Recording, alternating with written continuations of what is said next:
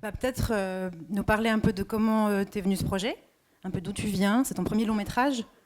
Oui, c'est mon premier long métrage après une longue série de courts, dont une bonne partie de ces courts sont des documentaires montés exclusivement avec de l'archive. Et ça, d'une certaine manière, ça continue le travail que je mène depuis longtemps sur les archives. À ceci près que ce qui me pousse à faire un long métrage, c'est que là, je veux travailler les langues, à la fois des paroles qui sont énoncées, mais aussi les langues visuelles, que ce soit le langage du cinéma ou de la télévision, qu'il fallait que les extraits soient donnés en entier. Et du coup, voilà, ça change la durée. C'est la suite de ce travail-là, mais la durée change à cause de, voilà, de la manière de ce que je cherchais à l'intérieur. Et le projet,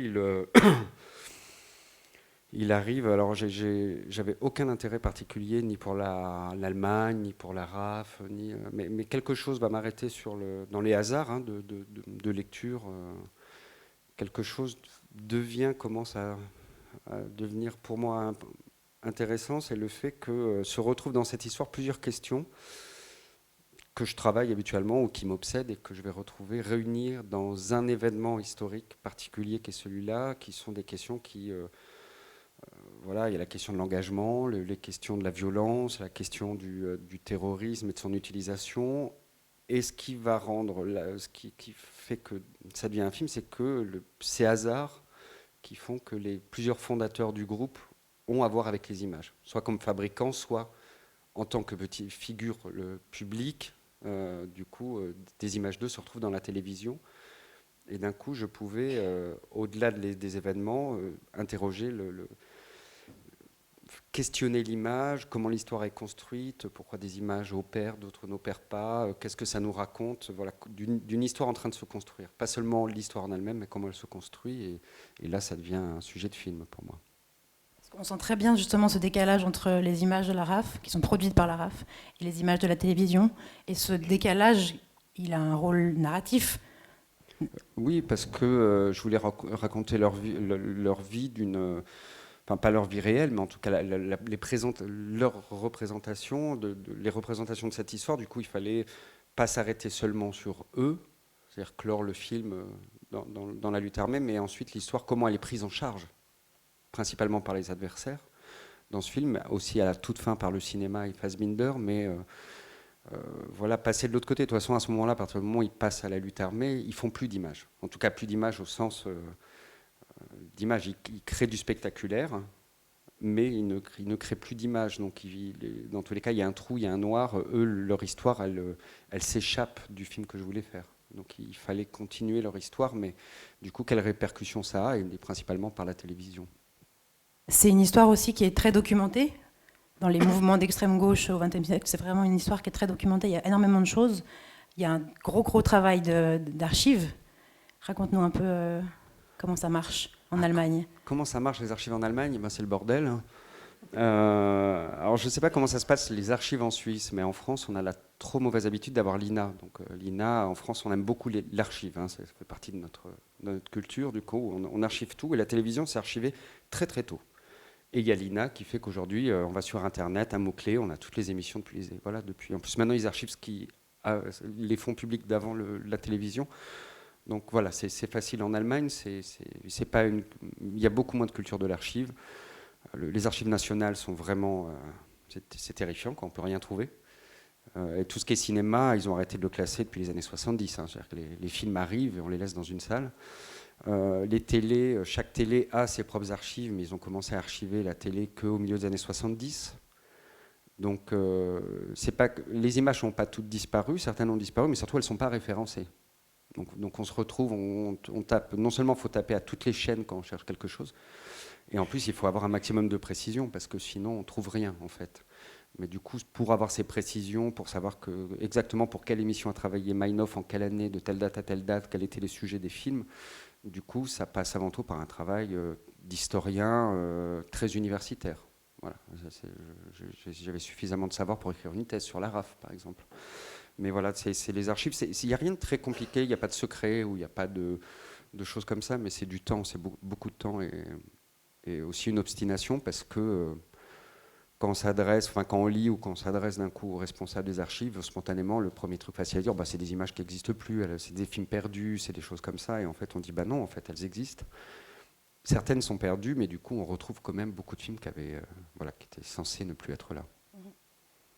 Il y a d'autres archives que télévisuelles. Il y a des extraits de jugements, de tribunaux. Il y a quelques extraits sonores. Voilà, ceux qui sont sur fond noir, qui sont soit des extraits de radio.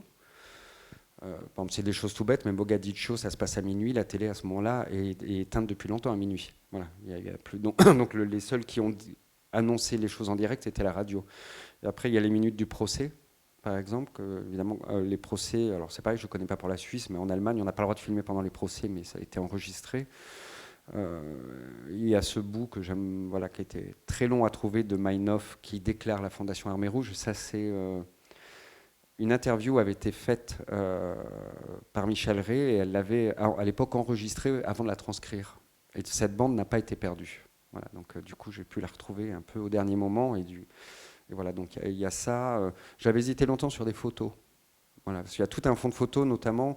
Les photos me posaient problème. Enfin, il y avait un problème dans le film, qui n'est pas un gros problème, mais qui fait que, par exemple, Bader, c'est le groupe Bader-Meinhof, donc Bader est un personnage, un des protagonistes les plus importants de cette histoire, mais il n'a pas laissé de traces visuelles, ou des tout petits fragments qu'on voit, mais par contre, avec les photos, on pouvait raconter un peu son histoire, et avec des choses un peu croustillantes par moment, mais du coup, il n'y avait pas la place pour mettre des photos, parce que les photos me faisaient rentrer dans un autre processus, parce que les photos, il faut les légender, donc il faut une voix off, donc c'était un autre processus, mais du coup, il y a des archives, son, et après, visuellement, il y a de tout, quoi. Ça va de la télévision, au Bobino de Rush qui n'a pas été fini, à Zabriskie Point, enfin, c'est différents types d'images. Si ? Oui. Vous voulez un micro ?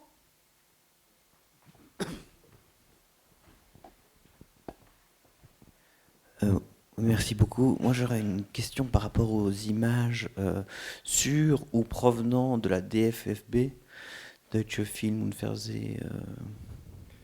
Deutsche Film- und Fernsehen Academy.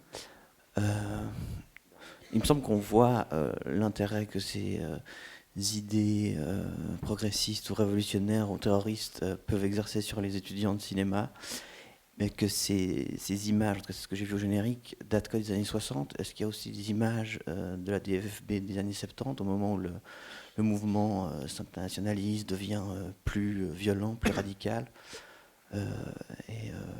comment est-ce que vous avez eu ces images? Est-ce qu'il y avait un intérêt particulier d'explorer le lien entre l'étude du cinéma et la fascination pour les processus révolutionnaires ou des processus d'émancipation sociale?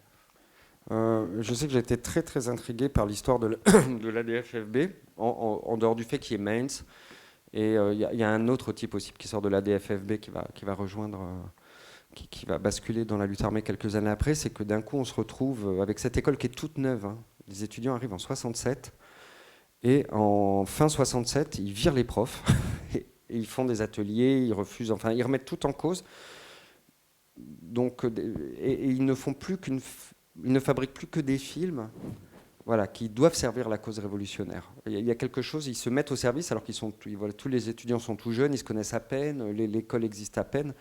Et il y a une chose qui est très singulière, parce qu'après, dans les mouvements de protestation, il y a des liens avec des cinéastes ou des écoles de cinéma, mais là, on a l'impression que toute l'école se met en branle pour fabriquer ces films, pour documenter le mouvement, et ils le font en plus avec une espèce de radicalité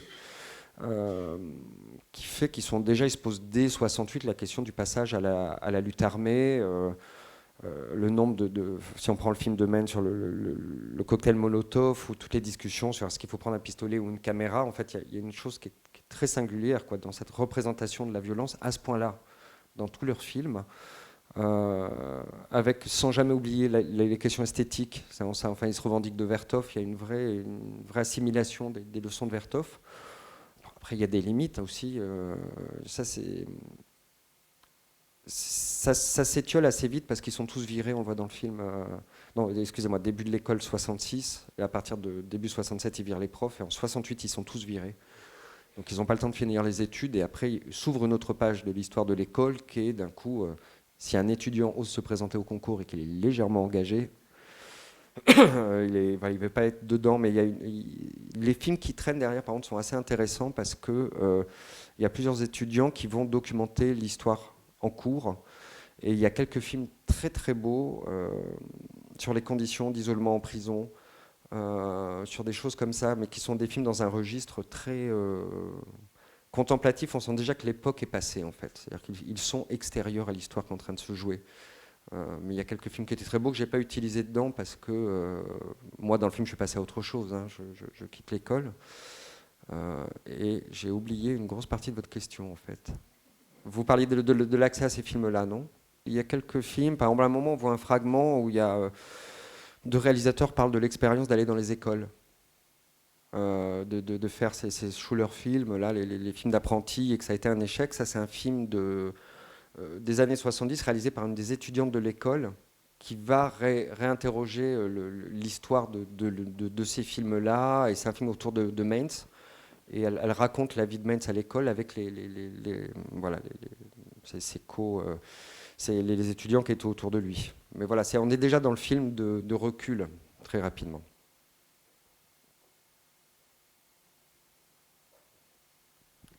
Et pas de voix off. Non. Non.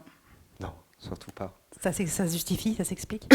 Ah oui, il y a plusieurs raisons. La première, c'est que la voix off, pour moi, enfin, si je peux me revendiquer comme un cinéaste politique, ça passe par là, par exemple, la manière de m'adresser au spectateur.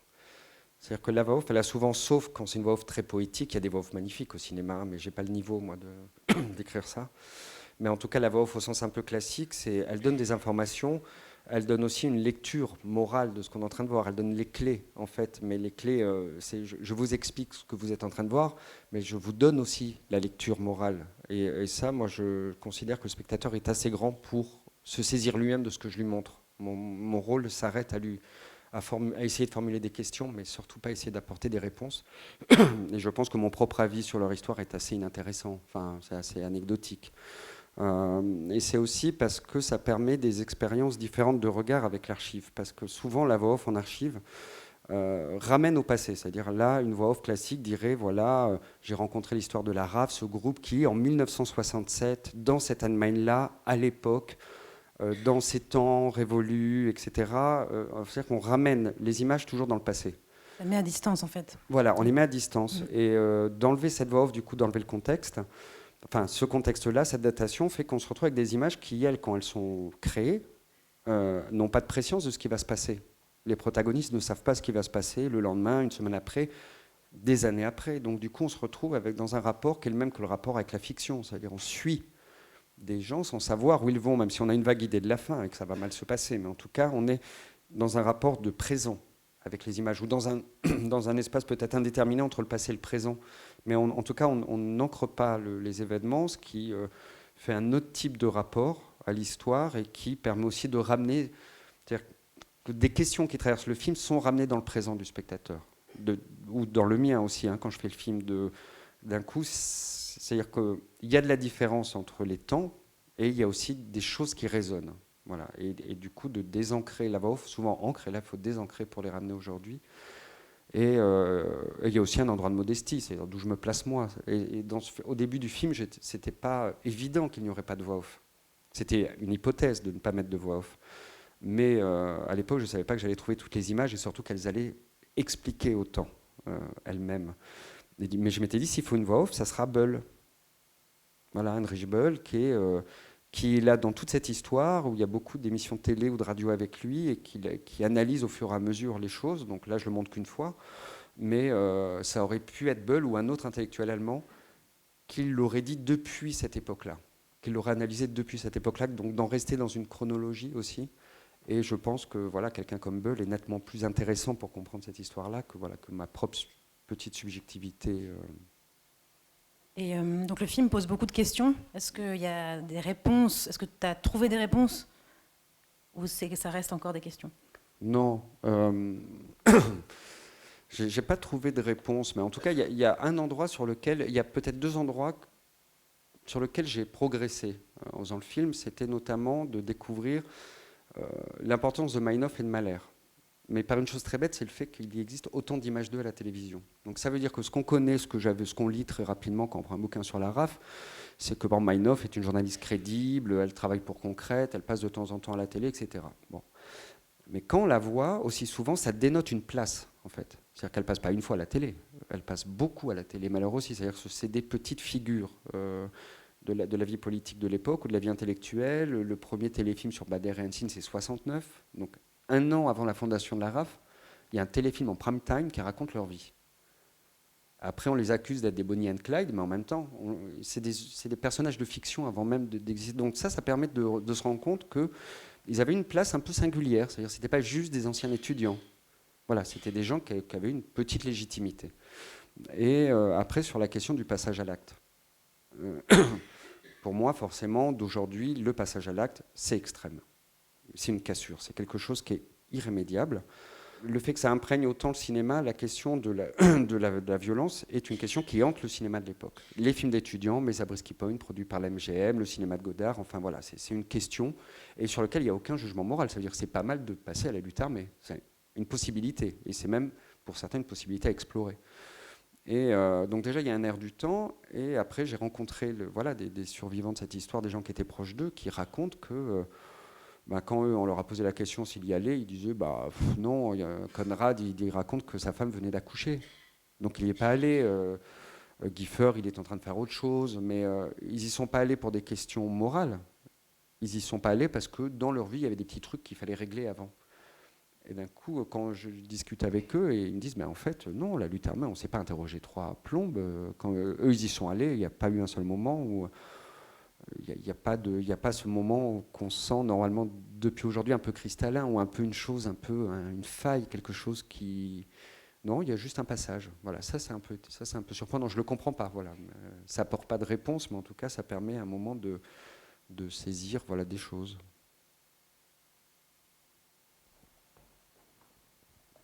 Mais à un moment, ils le disent très clairement, je ne sais plus qui le dit, il dit, mais la violence, on ne l'a pas inventée, on s'y est trouvé confronté. Et quand on revoit ces images de la venue du Shah d'Iran, donc on a vécu, pas dans les mêmes proportions, mais il y a eu ça à Genève aussi, et on s'en souvient. Donc c'est des choses qui ont été... Il y a eu des réactions tellement disproportionnées dans la violence de l'autre côté que ça a éveillé aussi des radicalisations, j'imagine. Ah oui, il y en a eu.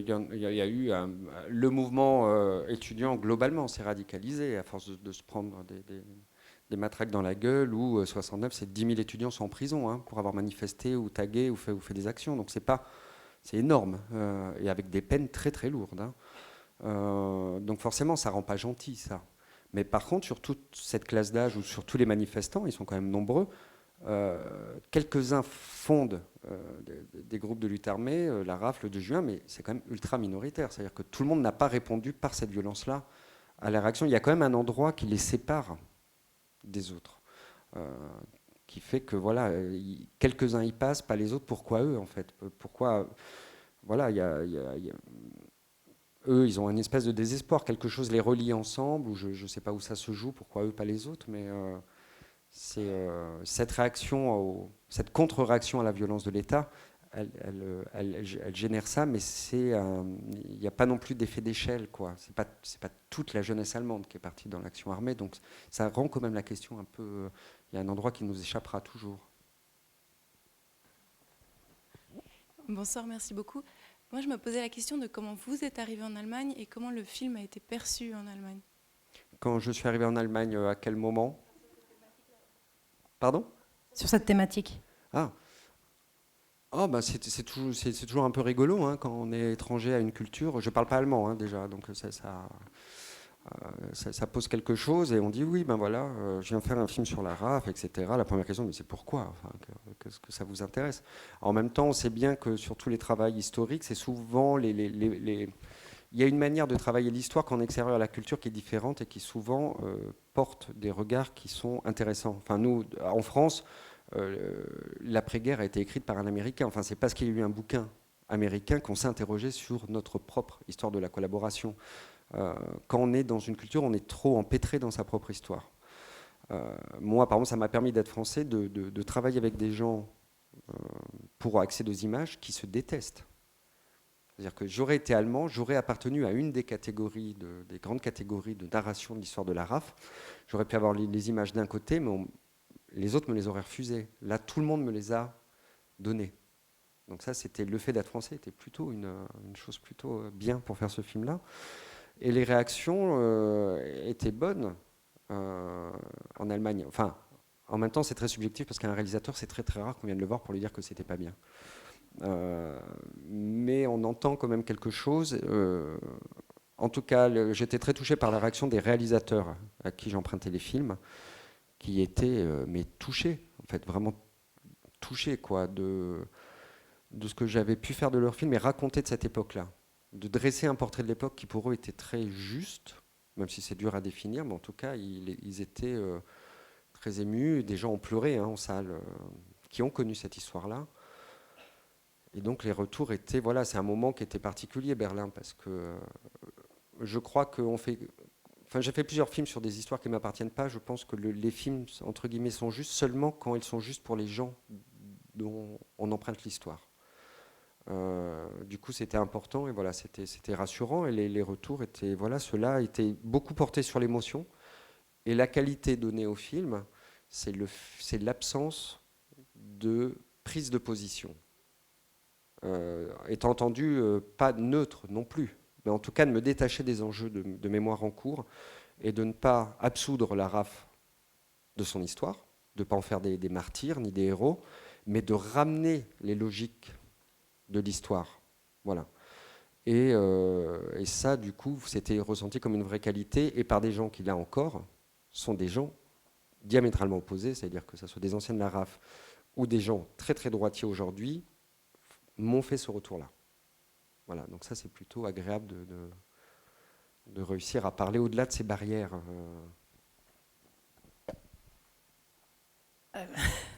Je ne sais pas très bien comment exprimer ce que j'ai ressenti. Je suis autrichienne d'origine, donc je comprenais l'allemand. Et très franchement, j'avais beaucoup de peine de comprendre ce que disaient ces jeunes. C'est clair que c'était des révoltés comme beaucoup de jeunes à cette époque-là. C'était pas seulement en Allemagne, c'était partout en Europe où les jeunes se sont réveillés, ont contesté l'autorité, qui voulaient créer leur propre monde avec leurs règles à eux et qui ont contesté surtout le passé, et spécifiquement en Allemagne. Je pense que ces jeunes se sont tout d'un coup rendus compte de ce qui s'est passé avant et qu'ils n'avaient pas envie de participer et surtout changer le monde. Ces jeunes étaient pleins d'idéalisme, qui étaient contre le capitalisme, l'exploitation des personnes, des employés, etc. Ça se sentait très très fortement dans ce que disaient les interviews. Mais c'était des intellectuels. Et ils avaient un langage d'intellectuels tout à fait introduit par les communistes. Donc c'est ce langage qu'ils utilisaient pour quelqu'un qui n'était pas communiste, qui n'avait pas lu Marx, qui n'avait pas intégré toutes ces expressions. C'était difficile à comprendre ce qu'ils disaient. Ah donc oui. C'était pas étonnant. Moi je pense que les masses populaires, ceux qu'ils voulaient vraiment défendre, ils n'ont pas suivi parce qu'ils n'ont pas compris grand-chose. Donc ils sont restés seuls. Et je trouvais que ça sortait là. Et c'était pas très difficile pour le gouvernement de le traiter comme terroriste qui voulait détruire l'ordre et la loi qui est très important en Allemagne. Bien sûr, je me rappelle vaguement, j'étais déjà en Suisse, vaguement de toutes ces histoires-là. Je me rappelle que je trouvais épouvantable leur passage à l'acte, qu'ils ont commencé à tuer, à faire des... Mais je crois qu'ils étaient dépassés eux-mêmes par ce qu'ils voulaient vraiment faire. Oui, mais vous avez raison sur la langue, mais ça dépasse largement l'Allemagne. C'est-à-dire que les années 60-70, on rentre dans une langue dialectique où les intellectuels et les étudiants poussent beaucoup cette langue. Et, et si on lit aujourd'hui Debord, hein, pour aller chez les francophones, Debord, il faut s'accrocher, quoi. C'est-à-dire qu'à la fois la langue et les concepts sont difficiles. C'est-à-dire effectivement, il y avait forcément un endroit de séparation donné dès le départ entre ces intellectuels, leur discours sur le monde ouvrier et les gens qui bossaient. On peut dire la même chose de films de Godard, du groupe Dziga Vertov à ce moment-là. C'est-à-dire c'est quand même étanche. Ceci dit, il y a un endroit que moi qui est important pour moi, même s'il y a quelque chose de la séparation, c'est aussi de toujours vouloir s'adresser à l'autre dans la plénitude de sa conscience ou de son intelligence, et de se dire que les gens sont toujours, possiblement peuvent rentrer là-dedans. Il y a eu, en France, ça n'a pas empêché la grève générale de suivre que les ouvriers suivent les étudiants, ça a marché malgré ça. Donc il y a des endroits où c'était pas. En France, on le sent dans les films Medvedkin, etc. À un moment aussi, les ouvriers commencent à se réapproprier du discours. Et il y a des choses très très émouvantes dans les films de marqueurs de cette époque-là, justement d'un coup retrouver le vocabulaire aussi. C'est-à-dire, je suis ouvrier, mais je peux parler et bien parler.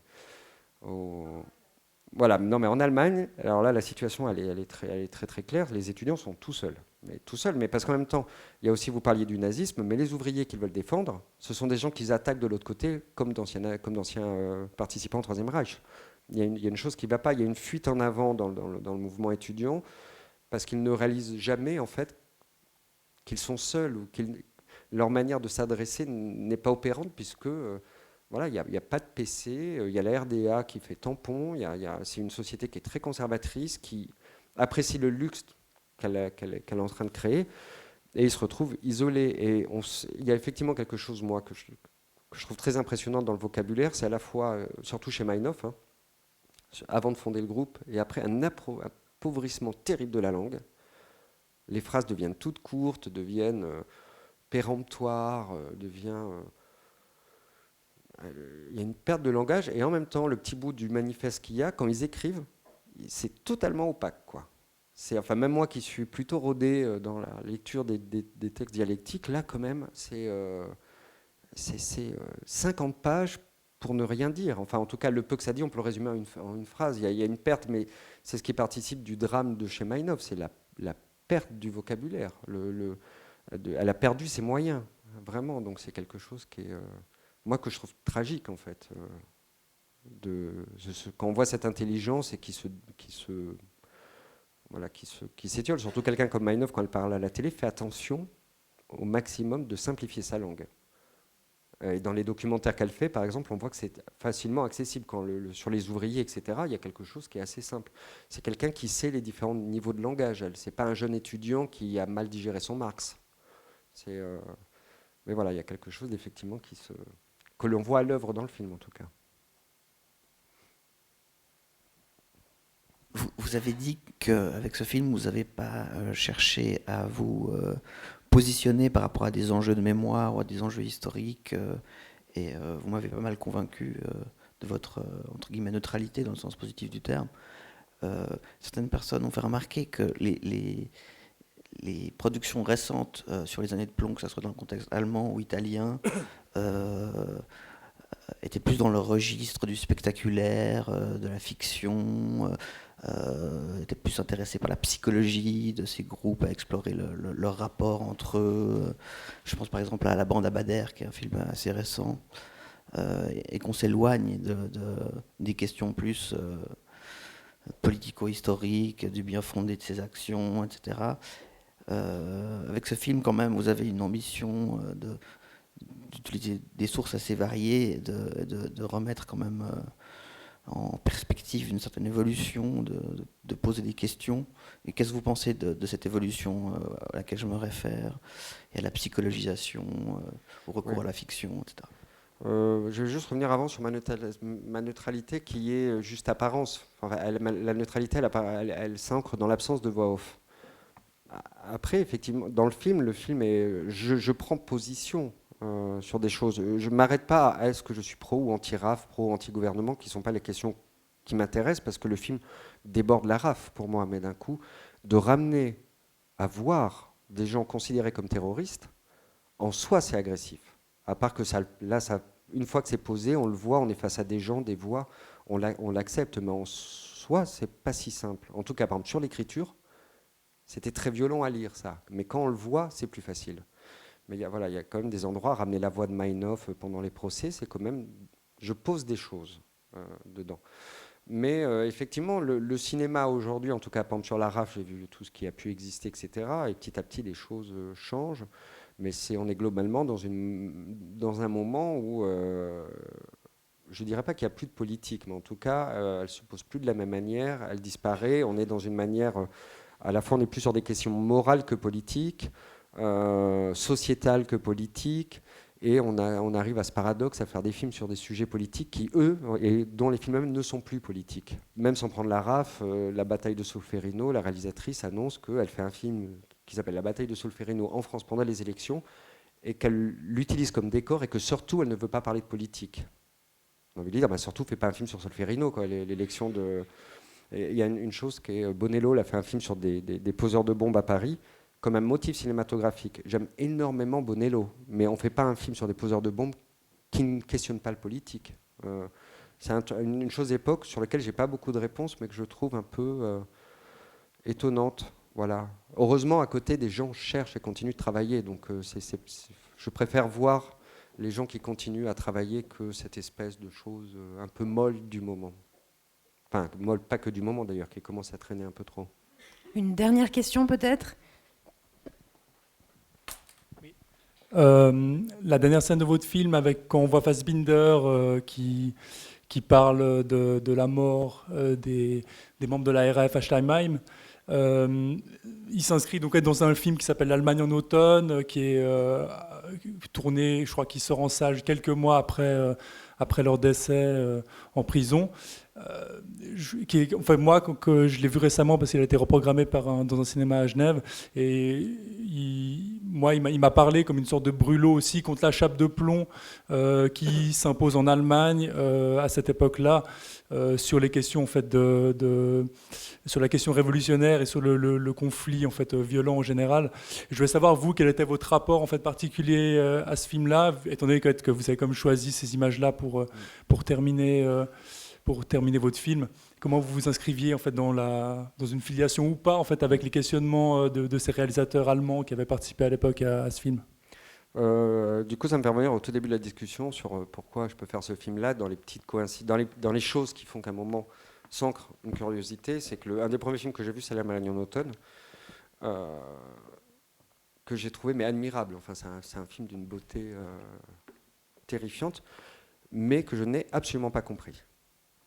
Mais vraiment pas compris, c'est-à-dire que ça m'échappait, quoi. Je ne comprenais pas comment des réalisateurs allemands, une partie très connue, très installée, se retrouvent à faire ce film, effectivement, en à peine quelques mois, puisqu'ils commencent le tournage à peine Steinheim advenu, et qu'ils le livrent à Berlin, qui est un film qui aujourd'hui serait accusé de pro-terrorisme. Voilà. L'époque étant ce qu'elle est aujourd'hui, ça serait vraiment un film qui serait interdit, ça serait juste inimaginable de le faire. Et eux, ils le font. Ils sont très critiques contre l'État, même contre les entreprises de Schleyer. On se dit, oh là là, quand même, ils vont un peu loin. Et très en empathie avec les gens de la RAF. Et je me dis, mais pourquoi ? Enfin, évidemment, je ne savais pas à l'époque que eux, en tant que cinéastes, ils s'inscrivent dans la même génération que ceux qui viennent d'être butés, enfin, qui viennent de mourir en prison. C'est leur histoire à eux qu'ils portent, mais qui va vraiment très loin chez certains, parce que Bader, par la petite histoire, elle est à l'école primaire avec Fassbinder. Et ensuite, ils ont traîné ensemble à Munich, et quand ils sont arrivés à Berlin ensemble, etc. Donc Fassbinder, et c'est sa génération, et c'est aussi quelqu'un qui connaissait. Ils n'étaient plus amis, hein, ils se fréquentaient plus, mais ça fait partie de sa vie, quoi, sa vie intime. Et dans cet extrait le cours de Fassbinder, les questions sur la démocratie, tout ça, avec sa mère, je me dis, mais de quoi il parle ? Enfin, de quoi il parle ? Mais je ne savais pas que l'Allemagne, c'était si fragile que ça, ces questions-là. Et du coup, j'ai eu besoin, c'est un de ces extraits, un de ces objets qui m'a donné envie de continuer les recherches pour comprendre. Et là, c'est une petite phrase que je répète souvent, mais d'une certaine manière, ce qu'on voit avant, c'est l'introduction à Fassbinder. Parce que je voulais montrer Fassbinder, mais que le spectateur comprenne ce qu'il se joue dedans. C'est-à-dire que moi, les années de recherche que j'ai eues pour comprendre le moindre mot que peut dire sa mère, j'ai eu besoin de leur donner à voir. Voilà, de remettre d'un coup tout pour que quand ça arrive, on comprenne. Voilà. Merci Jean-Gabriel. Merci à vous. Le film